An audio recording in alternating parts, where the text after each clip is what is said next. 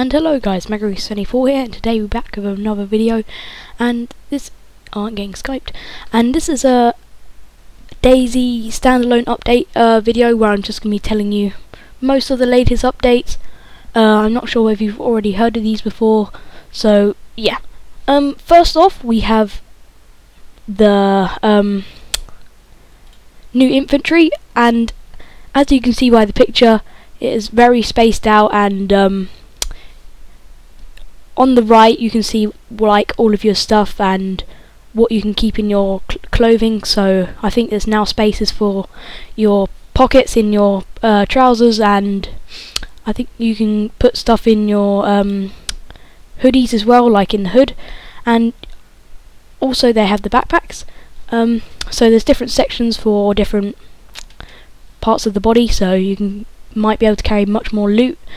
And in the middle we have the player model, and you can see all of the clothing that you have on him, and simply if you find some clothing on the floor you can simply just drag it into the slots, and then your player will have the clothing on. So I think that's personally quite a good idea, and I'll talk more about the clothing later on. And on the left it has all the things that I think that are in the gear, like on the floor, that you can loot maybe, and I think you can just simply drag it into like one of your infantry slots, or if it's like a piece of clothing you can drag it into your player model slots. So yeah, I think that is mainly it for the infantry, and it's pretty simple, but it's quite good for the standalone. Also, now we are going along to the looting in houses, and as you like, to most DayZ players, you would see, like, every DayZ player would know that the loot only spawns on the floor, and now they have made the loot so it spawns all over the places, so you actually need to scavenge properly, so you can find stuff under chairs, beds, tables, anywhere. So people are going to have to put much more effort into scavenging to make it that proper real life feeling, like of a zombie apocalypse. So yeah, it's going to make it much more realistic. And now we have the clothing. I think there's a large variety of clothing now, because I don't know, because I think DayZ Standalone has added a lot of adaptations to the clothing, so each clothing does different things, so maybe keeps you warm.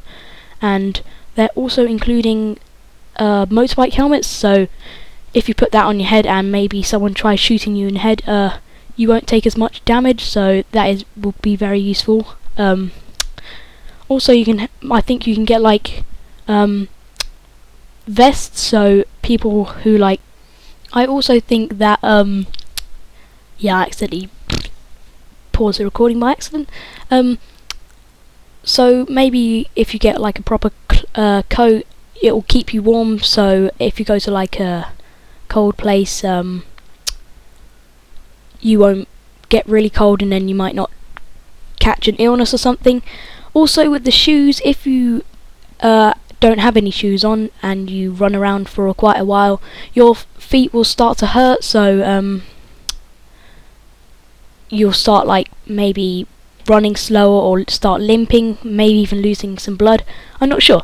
They have also included many props, such as radios, like walkie-talkies, so if two people who don't like maybe talk to each other in Skype or something, and they just want to talk to each other, and say if they're trying to take someone down, they can speak to each other without having to doing all that rubbish of adding them on a system where they can talk to each other. And I think they made it to a certain distance, so the further away they get, the worst quality of their voice they'll hear. So maybe about a kilometre they'll start they'll properly lose connection to each other. Also, I think they can play music, so that'll be quite funny, because people will probably leave it in the middle of a city and start trolling people by playing like classical music or something.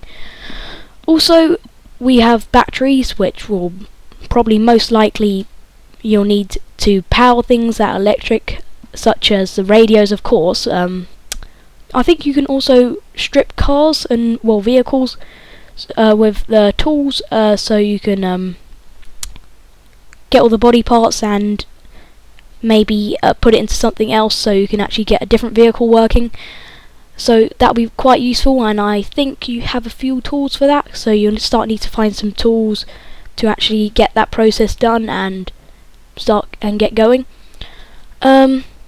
Also, the guns on the original DayZ are so different to the standalone, because the standalone are going to have completely different guns. So it's going to be completely new models, nothing to do with DayZ Standalone. Well, it might be a few guns which are kind of similar, but all of the guns are going to be different, so that's going to be pretty awesome, because then you have a different change and have a whole different lifestyle of DayZ, kind of. Also, I think this is the last thing. Yeah, I think it is.